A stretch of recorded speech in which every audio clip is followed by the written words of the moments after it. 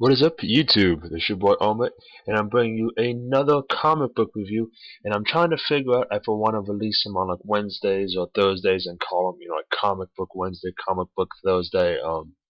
Let me know in the description what you think. But today's episode is a very special one. It's a two comic book day. So this past week I went out to my local comic book store, Heroes Haven, and I picked up Justice League of America. And I ended up getting the first and the second because the second was just released. So I wanted to pick up the first so I can kind of have the whole story. And what I'll do is I'm going to review both of them. So in the first one, Justice League of America, there's actually multiple covers you can get in which the flag on the front changes, which I thought was kind of cool. And when I got there, I ended up picking up Puerto Rico because pretty much that was all that was left. But in this whole first issue, what it does is it assembles every member of what is going to be the new Justice League of America. And they kind of tell a little bit of a backstory behind them and kind of what their power is.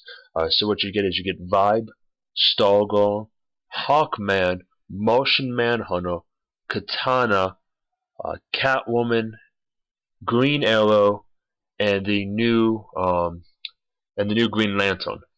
And this whole book is essentially going around giving a little bit of some backstory, and then they give it to Steve, who was the ex-boyfriend of Wonder Woman, to kind of put together this team. And what happens is the United States decides that they want their own Justice League, because the main Justice League is up, in a satellite that orbits the Earth, but mainly because they found out that Superman and Wonder Woman are pretty much an item now, and they're afraid that what happens if they have a bad breakup or they decide to attack us. We have no real way to stop them.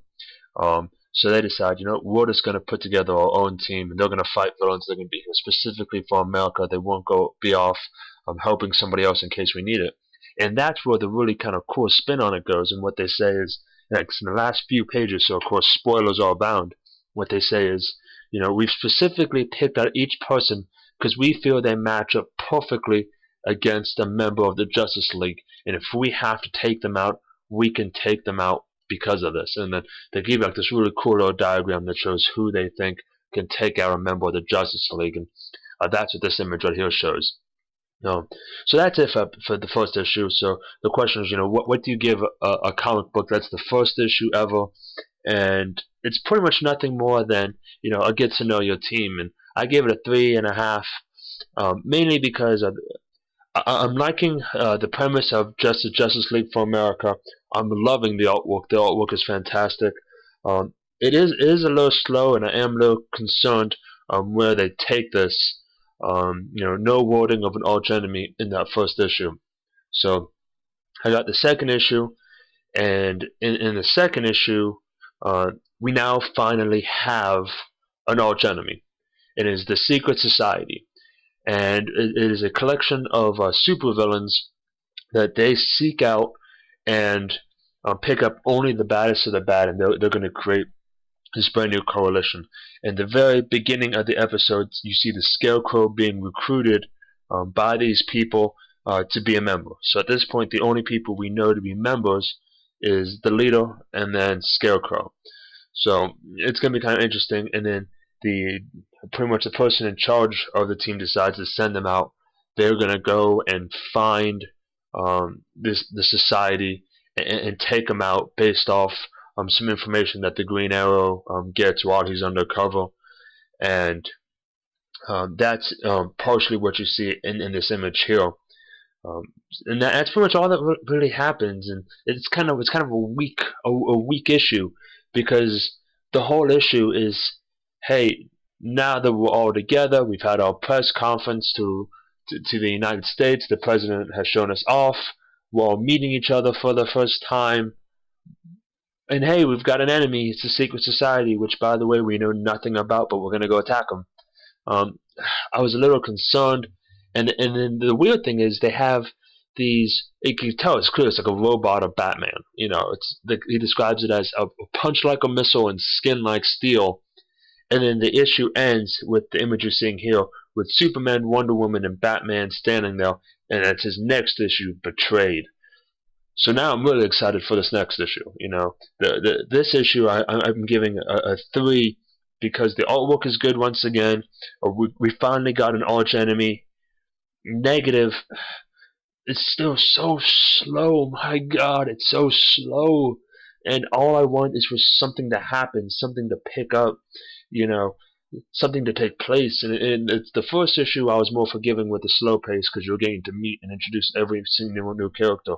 This one I'm a lot less forgiving simply because, well, nothing happens.